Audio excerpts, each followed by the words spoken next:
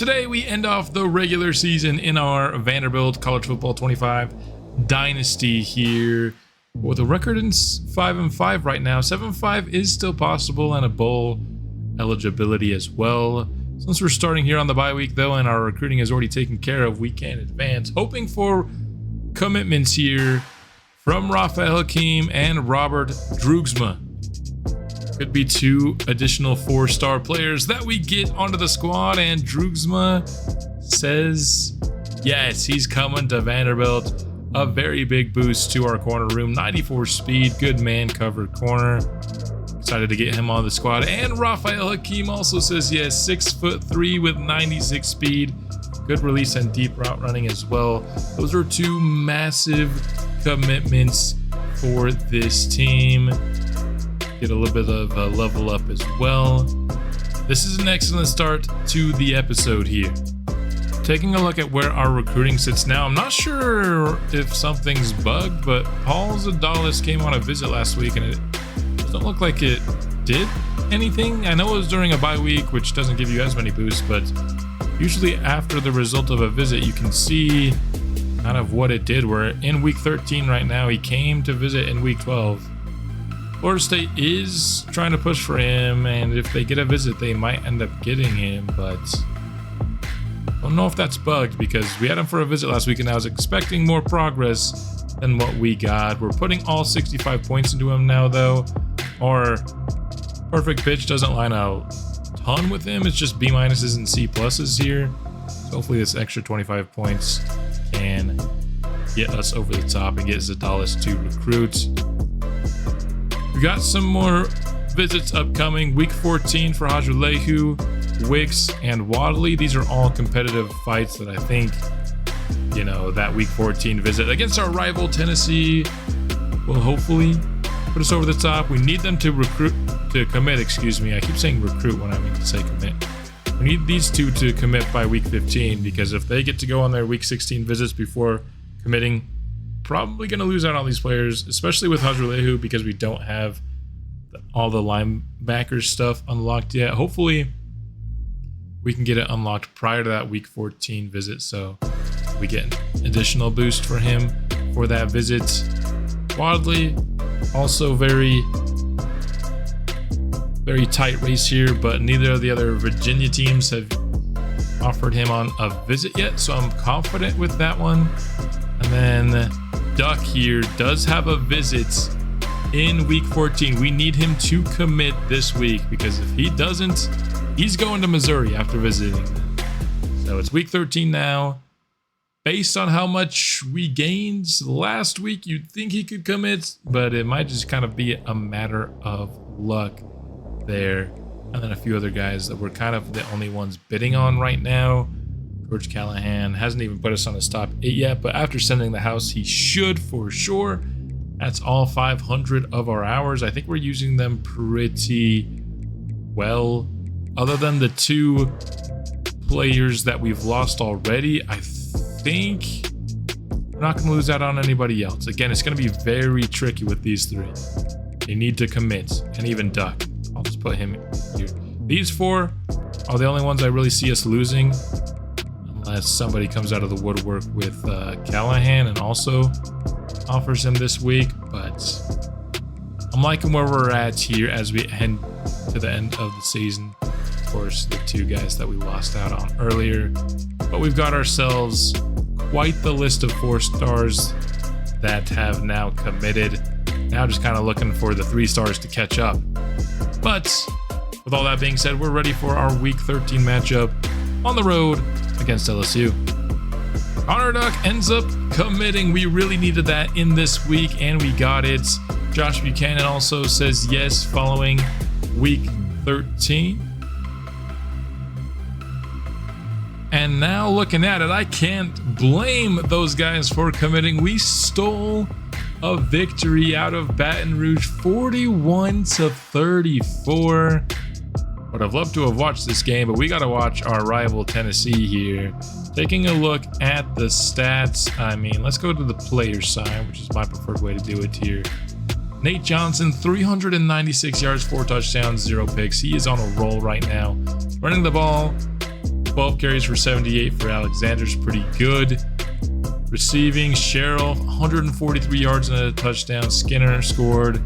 Bell scored. Wiley scored. All 4 of our top receivers with a touchdown here. Only 1 sack allowed. On the defensive side, I mean, LSU did score quite a bit. We got a couple sacks from DeCosmo and Capers here.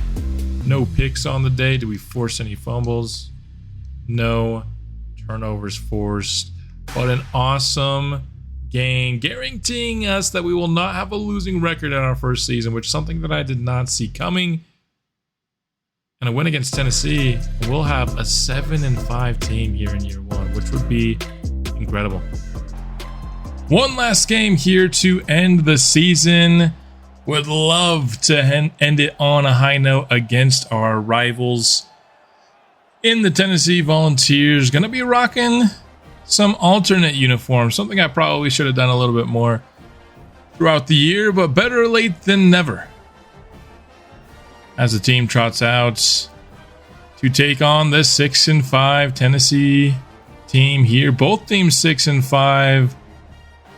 But only one can end the year on a winning record. Who is it going to be? Tennessee has won the last 5 and have a pretty heavy winning record on this rivalry historically here. But we'll love to add that 34th win onto the total. And we're starting off the game really well with a run all the way to the 40-yard line by Alexander.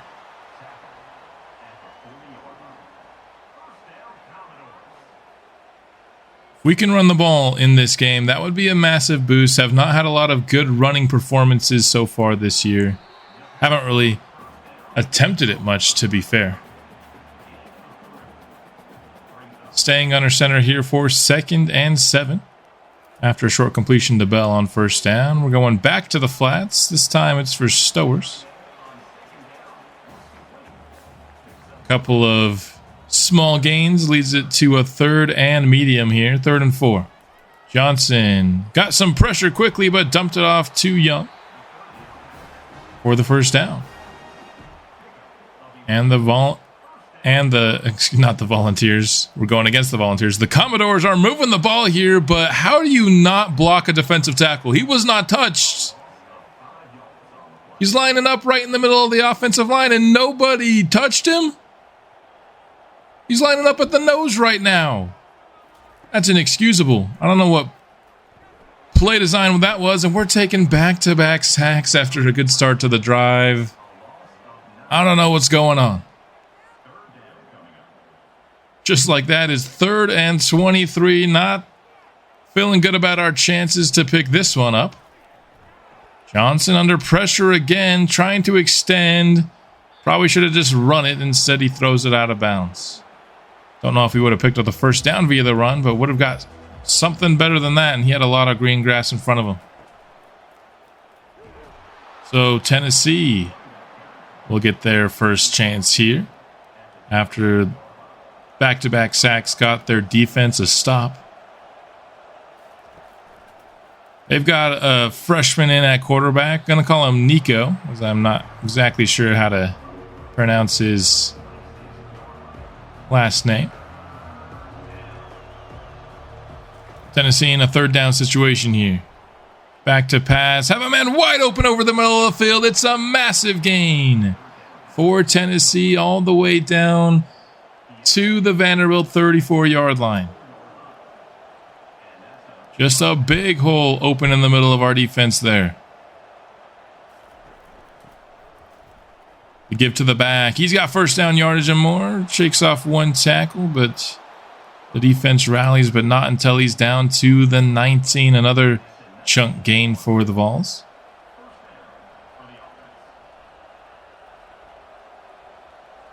Man in motion. We give once more. Another big hole and another really good gain on the ground. This run defense has been suspect all year long. Give once more. 3rd straight to the back. A better snap there from the defense, but still going to be enough to move the chains. 1st and goal from the 8. Back to the run game again. Why not if you're Tennessee? And it works again. And they're all the way down into the end zone on their opening possession. After that big chunk play through the air, they really just ran the ball right down our throats, all the way down the field for the touchdown. Not the level of resistance I was hoping for on this opening drive. Not the greatest of returns here, so our offense will start our second drive from the 16-yard line. Into the flats for Stowers. Catch and run yardage. Gains 6.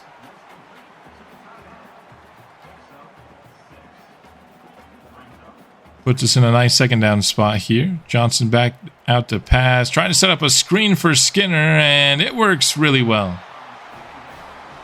Up to the 33-yard line. I love that play. That would be the 75th reception for Quincy Skinner here on the season. Very productive player for us. We'll be getting into all the stats and stuff at the end of the episode after we finish our season off here. Spoiler alert, Quincy Skinner was really, really good. You can kind of see that from the games we've been watching. He's been targeted often and for the most part comes down with it. Spence almost broke that tackle, but it would have lost us a few yards if he had, so I'm glad he didn't. Johnson throws underneath again. Stowers with another solid gain. Johnson definitely loves throwing into the short flats here. Big part of our offense. Alexander with the carry on this one gets the first down. The run game looking pretty good to start. Hopefully we can stick with it a bit. First down. We will go back to him here. Breaks a tackle, and that's... don't break a tackle if you're going to lose yards on it. Just go down. Would have been a no gain. Instead, it's a loss of 3. Johnson to Micah Bell. Picks up about half of it there. Set up a third and manageable. He's got 2 backs flanking him in the backfield here. Johnson has a man for the first down. And Vanderbilt is driving once more into scoring range now. Need to respond after the Tennessee touchdown. Johnson gets the ball out quickly. He kind of needs to. There's an edge screaming off the end there. But it's just been these 5- and 6-yard gains all the way down the field here. Johnson under pressure again. Gets it out for a first. Hitting Michael Bell.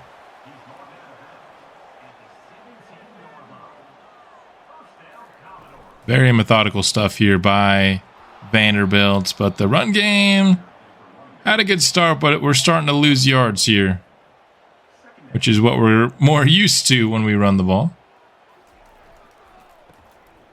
The give to Alexander on 2nd and 11. Why are we running on 2nd down? I took it out of the playbook. How is it still happening? Running on 2nd and 11 gets you 3rd and 11. That's all it does. And of course, we're not going to pick it up. There was another guy screaming off the edge, so we had to get it out in an instant. We gained 3. That's so annoying. What is up with this game's fascination with the 2nd and long runs? I don't get it.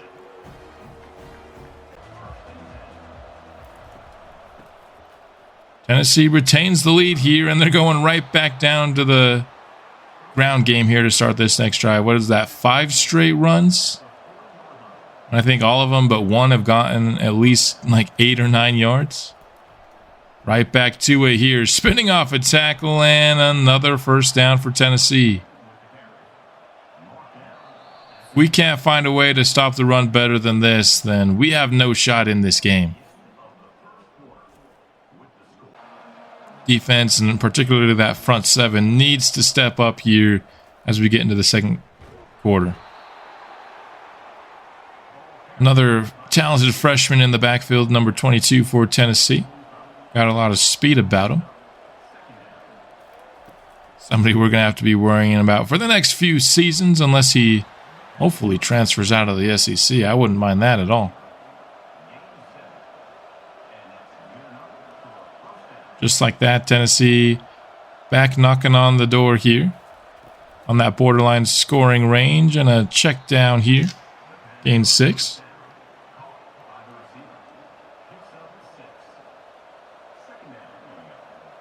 Tennessee changing things up here at the line. 2nd and 4 from the 33-yard line. It's a give, and it's another big gain on the ground. I honestly don't even know why they'd pass until we figure out a way to stop the run game and prove that we can. I'd be going back on the ground every single play. I mean, that gain of 5 is one of our better run stops on the entire day so far. 2nd and 5. Pass. I thought Fontenette might have had the angle to pick that one off and set his 1st and goal from the 5. Clock continues to roll. We're not seeing like any incomplete passes or anything. It's just running and short completions on really both sides of the ball. And Tennessee has scored back-to-back touchdowns. Just running the ball down our throats on both of those drives. This is not a start I'm confident we can come back from, especially because our returner keeps doing these terrible returns. We're starting super deep in our own territory here. But at least that throw to the tight end gets us to the 22. Just like that. Going for a dangerous slant to Skinner there. Broken up, incomplete. Could have been picked. Instead, it's 2nd and 10. Johnson going back to the slant, this time on the opposite side of the field. Sherrill brings it in.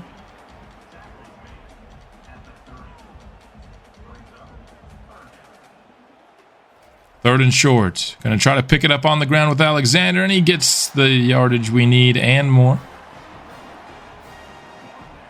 Hurrying right back to the line. We've got Micah Bell in the backfield here. Fake the carry to him. Instead, going to the back, Alexander for another 1st. All right. Offense putting together another drive. We just got to keep the defensive line from muddying things up, and that was not a great play.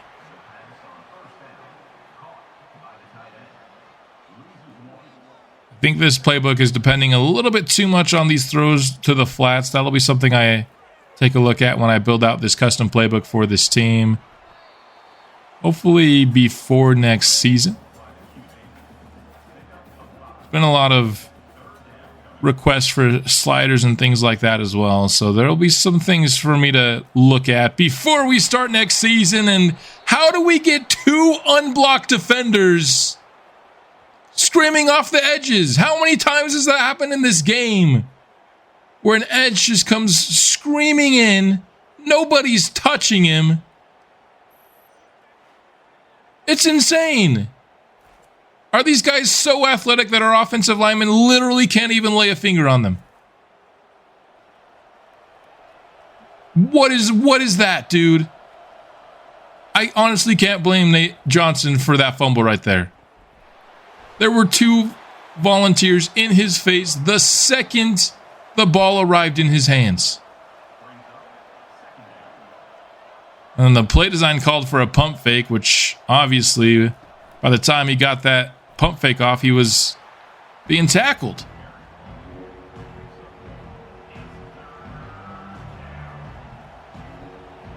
Defense has Tennessee in a 3rd and 5. Haven't had many 3rd downs here. They go to the ground, and a good time to finally show up and stop a run there on 3rd and 5. We'll at least hold Tennessee to a field goal here. Defense shows some sign of putting up a fight. But it's time for the offensive line to actually show up and play in this game a little bit. They're doing fine in the run game. One of the better halves running the ball that we've had, but they have been atrocious in the pass blocking game so far. Alexander, 1st down and more.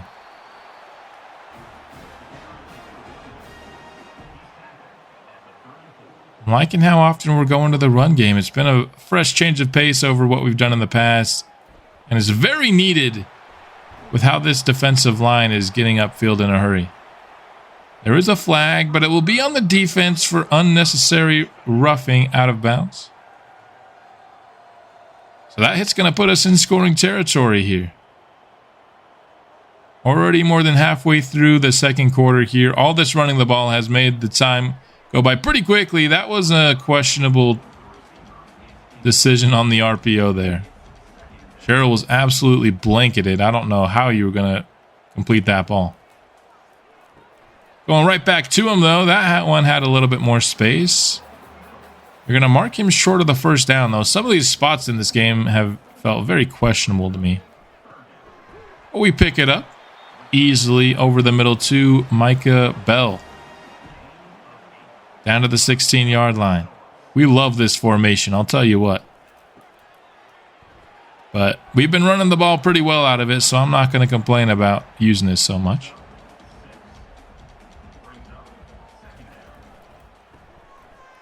Young checks into the game for Alexander, but the run game continues to work out for us. After the 2-minute warning now. First and goal from the 5. Johnson pressured and sacked again. Didn't like what he saw initially. Tried to extend the play, but the defensive line was ready for it. Loss of 7.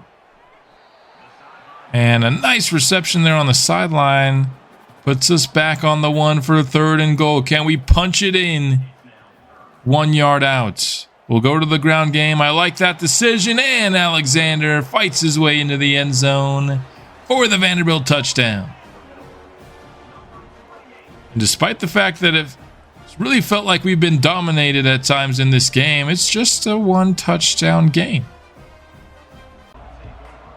Got to keep Tennessee off the scoreboard here before the half ends. Or at the very least, hold them to a field goal. We'll see if we can get it done. We're going to be forced to go to the air a little bit more now, which they haven't had to do too much here in the first half. Picked up 9 on that first one. Second and short is complete. A nice play in traffic there by the wide receiver. Under 90 seconds remain here in the half. Nico, clean pockets. Something that Johnson has not been getting at all. And with all the time he's had, he's been able to make some nice decisions. Some nice accurate throws. That one puts him over 3,000 yards on the season. Had that a couple of games ago with Johnson. And that's picked by Trudell Berry. He's racing down the sidelines. This could tie this game up. Breaks one tackle, breaks another, and fights to the 1/2 yard line. Almost housed it. What a fight by Berry. He really wanted the house call there. Just came up 1/2 yard short. But with a minute left to play in the half, Vanderbilt could tie this game up with 1st and goal at the 1. And once Tennessee was forced to go to the air a little bit, they weren't having quite as much success. Going to the pitch. Alexander can't quite cross the goal line. The second defender there really stopped up his momentum. Sticking with the big package here. Going for the play action. That never works. Why does the CPU do that? You can't run play action out of that formation. It never works. There's always an unblocked defender every single time in that formation, and then we get back-to-back sacks. That's how you got 1st and goal from the 1. How are you not scoring a touchdown, man? It's that stupid play action.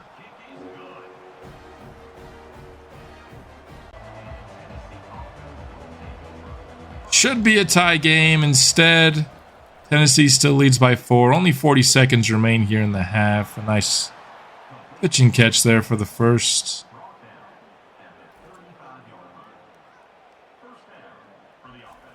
I don't know why we're highlighting 3,000 career passing yards. That doesn't seem like all that much to me, but hey.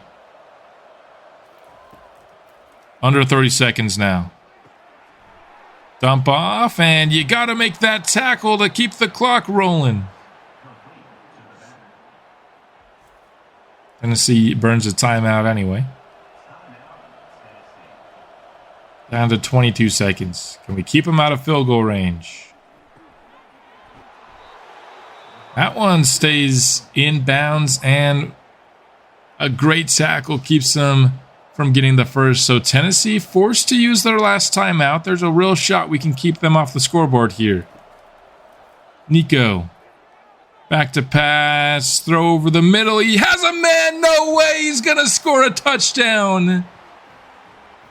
With under 20 seconds left in the half. How do you allow a touchdown there?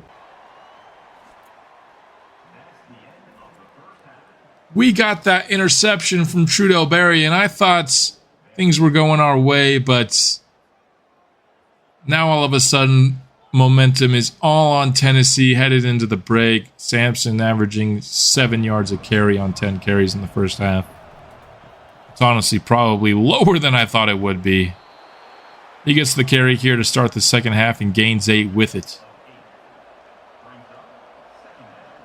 Should be 17-17 to start the second half, yet it's 24-13. That's an entirely different ball game.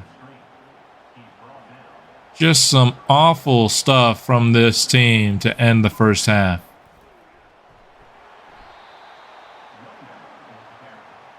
Nice run stop there to hold them to 3. Brings up second down, Tennessee. The give again. And another first down on the ground, man. We're getting dominated in the trenches. Their defensive line is getting instant pressures. Their offensive line is pushing our front 7 around the field. When you're losing this heavily in the trenches, it's hard to win a game. Nice pickup there by the running back to avoid a sack. Still, though, able to force them into an incompletion. One of the few we've had this entire game, and I mean, normally, you know, I've complained a lot about running on 2nd and 10, but if I'm Tennessee, I'm running on 2nd and 10. I'm running on every single down. Nico throws downfield. It is not caught. That could have been another score for Tennessee there with the better ball. Actually seeing this stadium pulse going all the way up to the top here for the first time this entire season. I guess the fans are liking our little 2-game win streak headed into this final rivalry matchup. More of a packed house than we've had at any point in this season as Prince Collie will get to the quarterback. Unfortunately, haven't given him quite the show I think all these fans showed up for yet, but there's still time, especially if our defense can start making more plays like this.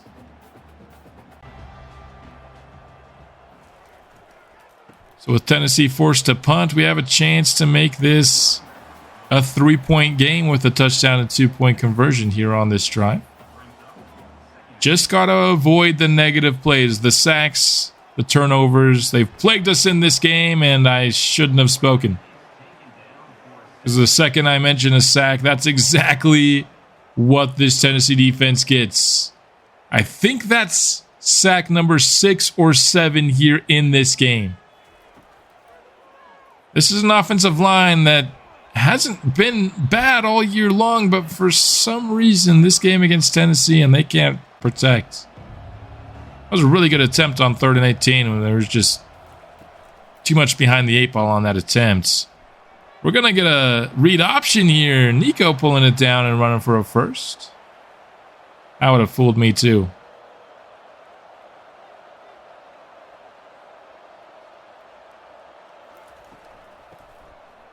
The give to the back once more.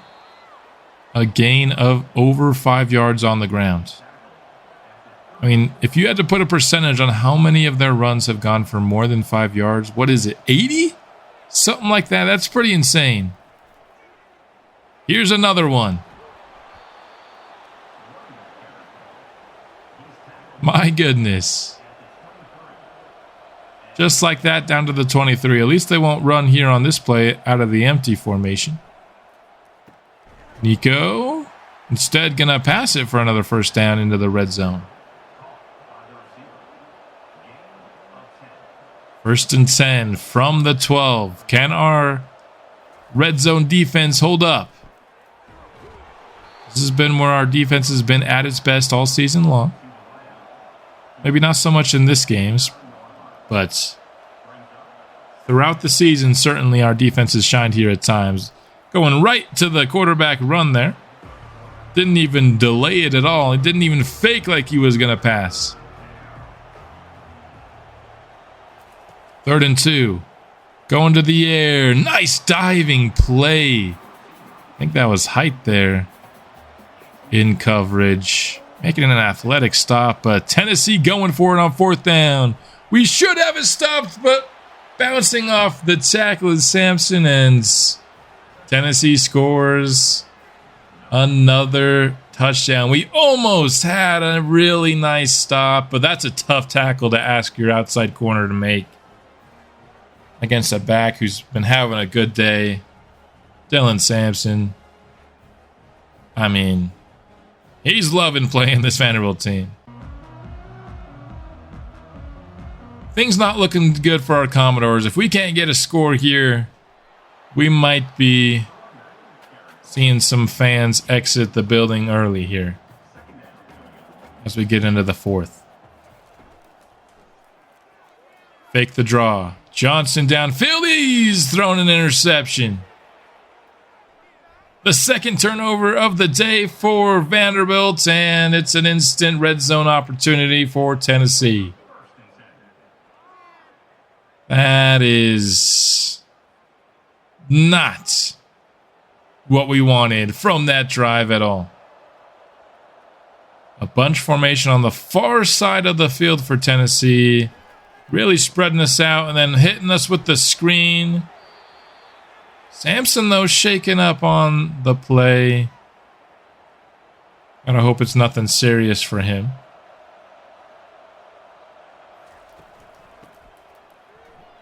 On the give. Nice run stop there. We actually forced them to a loss. The first TFL of the game, I'm pretty sure. 3rd and 4. Tennessee's going to pick it up.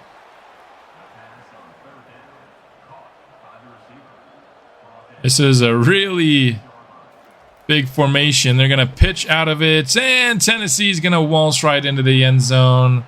I think I've seen enough here in our final game. Mistakes on offense, and just not enough fight on defense.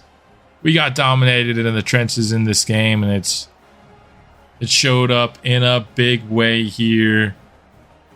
I think through 3 quarters, Tennessee is pretty much guaranteed a victory. Now, after simulation, Vanderbilt would score a couple of garbage time touchdowns to make this look a lot closer than it was. I think that's something that needs to be fixed in this sim tuning. I've seen way too many blowouts become way too close in the 4th quarter alone. A team's not just going to let a team all the way back every single time. And it seems to happen a lot in this game in the Super Sim. But don't let the score fool you. This was an absolute blowout. At least we won't get the blowout penalty on our visits, though, since we did bring it back down to a 1-score game. But Vanderbilt drops to 6-6 on the season. Again, 13 points right at the end. Despite the loss, we would get a couple of recruits, though. Hajrulehu was a big-time one. Wadley and Wicks as well. Nor signs up as well. And another one. Big-time week.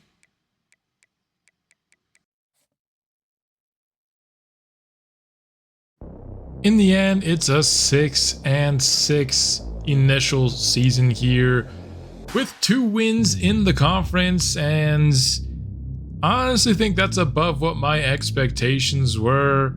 this team showed the ability to battle with most of the teams that we played against, and maybe that they're not quite as far away as I initially thought. Now, I still think there's a lot of work to be done, of course, and the thing about college football is there's constantly turnover, no matter how good or bad your program is. So I'm gonna quickly show you here.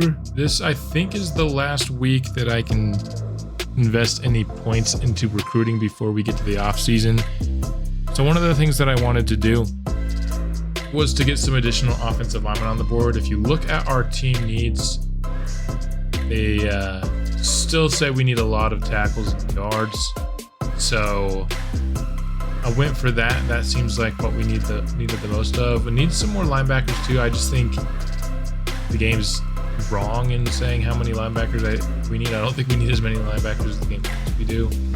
And so just adding some linemen, hopefully, you know, of the 5 that I added, if we can win 2 or 3 of them, I think we'll be fine there.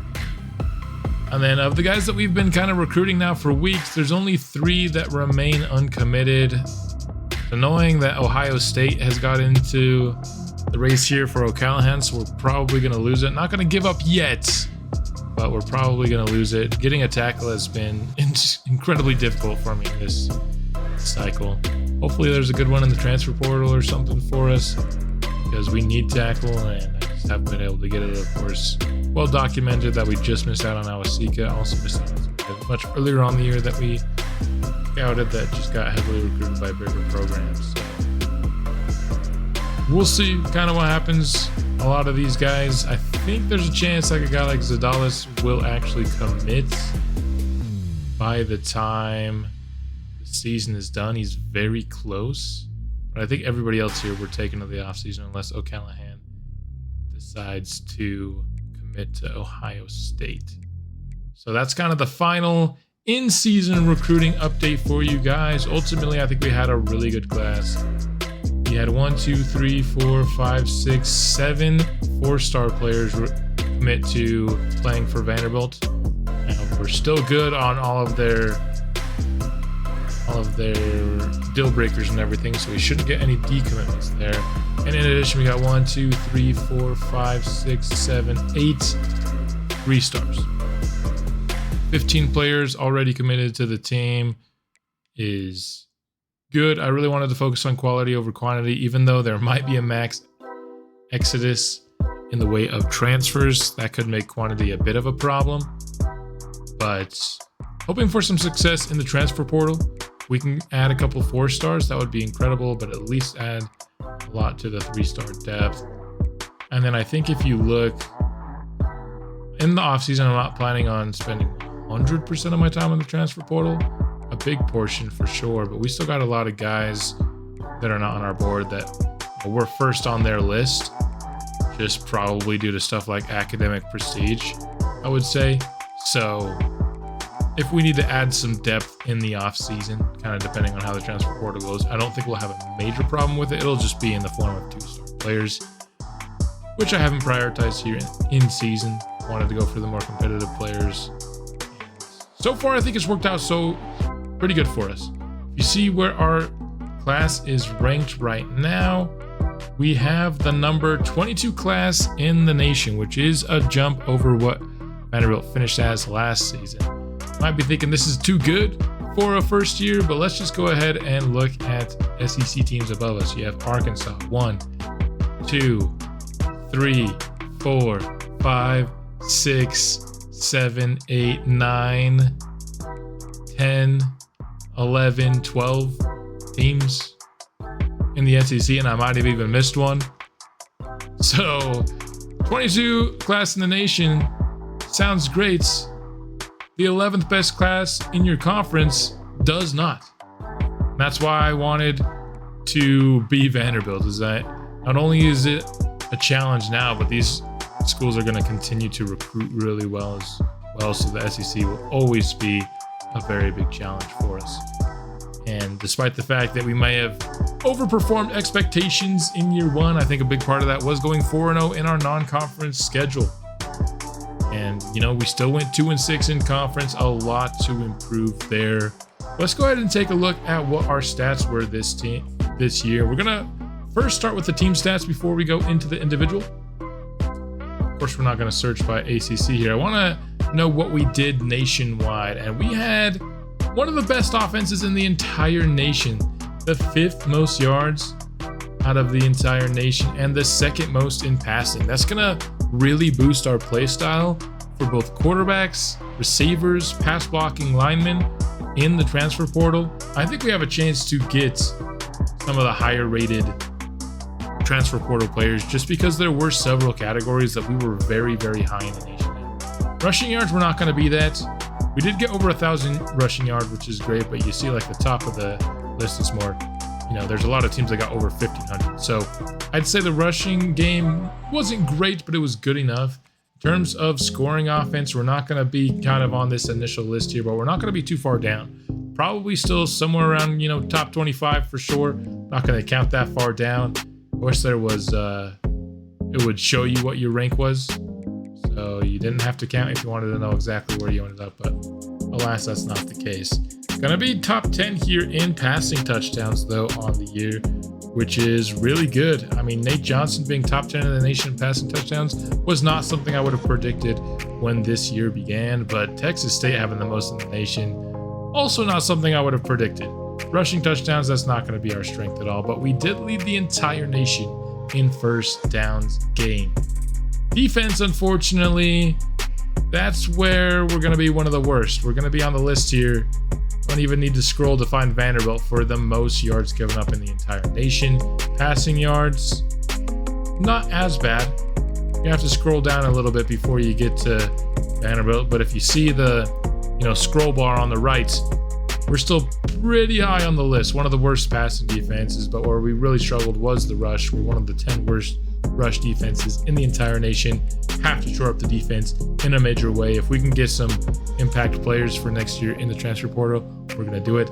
Also, I think we did really well in recruiting. Didn't get much in the way of safeties, but we're just hoping that guys like Fontenette and Carter stay and don't decide to transfer, because if they don't, I think we're kind of set there for next season.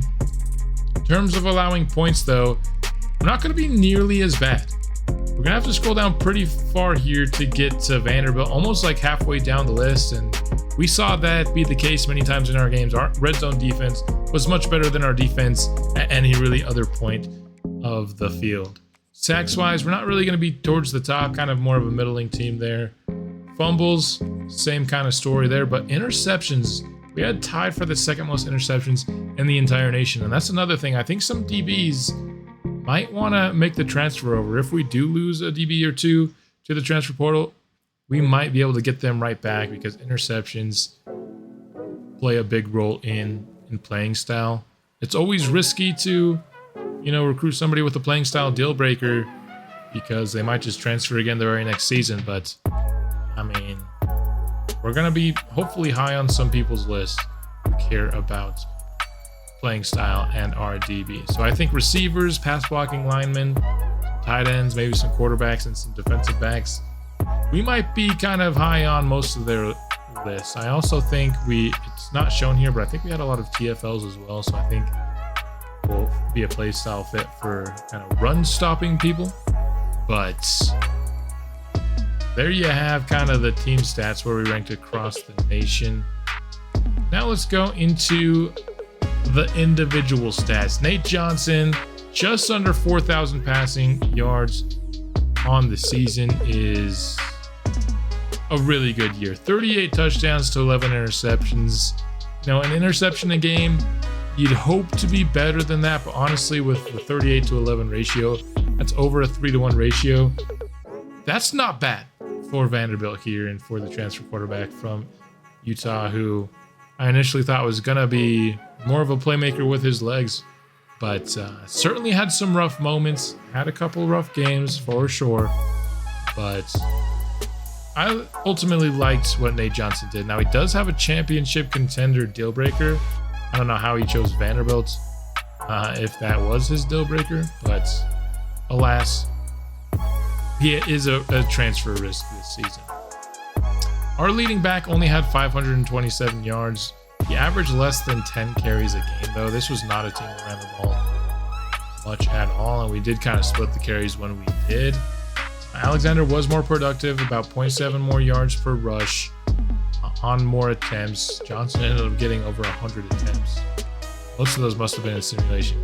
Also led us in rushing touchdowns on the year. Nobody else had more than 2. We can figure out a way to get the running attack just a little bit more involved. Now, I liked certainly being towards the top of the nation in passing yards, but I mean, with 4.5 yards per carry, I feel like we could have probably got the run game just a little bit more involved. Quincy Skinner just had an insanely productive season for us. Unfortunately, he is a senior, so he's not coming back, but 80 catches for 1,100 yards and 12 touchdowns is a lot of production, and glad he was able to go out with a bang. Michael Bell was able to show off his speed at times. Now, his average yards per catch actually isn't all that great. A lot of his stuff was underneath stuff. That's just kind of the nature of this offense. Johnson's not a great deep ball thrower, but he was able to show off the ability to make stuff happen after the catch at times. I remember that touchdown against South Carolina on that jet touch pass where he just exploded upfield, ran past everybody. Junior Sherrill ends up with 750 yards and 7 touchdowns. I honestly thought he was going to be the guy that kind of had that Skinner production, but only a sophomore. I think he still has plenty of time to reach that level of production. Eric Stowers hauls in 55 catches, 481 yards, and 3 touchdowns. Did a lot of work for us in the flats, able to show off that speed at times. And then Wiley hauled in 6 touchdowns as well. A lot of production here in the receiving game. Blocking wise, no one gave up more than 6 sacks, which I'd say is pretty good.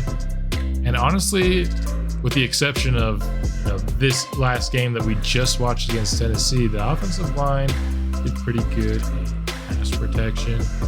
Not a lot of games where I felt like Johnson was under constant duress, but the game we watched earlier this episode was certainly one of them. Patterson was just an elite playmaker for this defense. 100 tackles on the board, 8 TFLs, a sack and a half, and 5 picks in this season. He was all over the place and was, I think, the second highest rated player on this team. Is definitely on this defense, and played like he was honestly the first. CJ Taylor made some plays for us, 4 TFLs and a pick this year. I was hoping for maybe a little bit more. He did force a fumble as well, and recovered one. Fontenette played kind of in that slot as that third safety. He's likely to take over for Taylor for us next year. Didn't really seem to get burned a ton. Didn't really seem to make a ton of plays either. Hopefully he can be more of a playmaker here. Got 3 picks for height. Liked his sophomore season for sure. Dante Carter showed us some things. Transfer risk for both of these guys due to brand exposure. And then Trudell Berry showed off that speed a couple of times, also with 3 interceptions.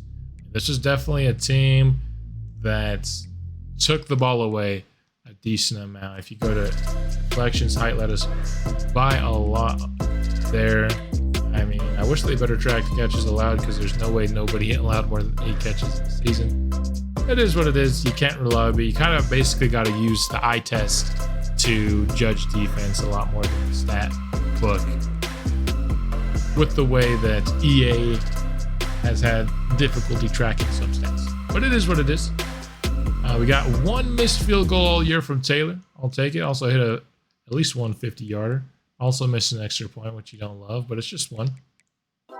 Mirko here, not a great punter, but the punting in general is pretty bad in CPU versus CPU in this game. I don't know if it's just because college punters are bad, or if the game just is not good at punting. No return touchdowns for us this year, so that's the individual stats. That's going to pretty much do it here for this game. Next episode, I'm not 100% sure if we will make a bowl game. I've gone 6-6 before and not made a bowl. I don't exactly know what the rules are. I don't consider myself to be an expert in in college football by any means. So if we do have a bowl game, that will be next episode. If we do not, we will be doing the off season instead. I'm excited to see what we can do in the transfer portal and if we can wrap up some of these recruitments here. Hope you enjoyed this episode and this initial season. I think we have a lot of good things to come. I hope to see you along for the ride. And I'll see you then. Anchor down.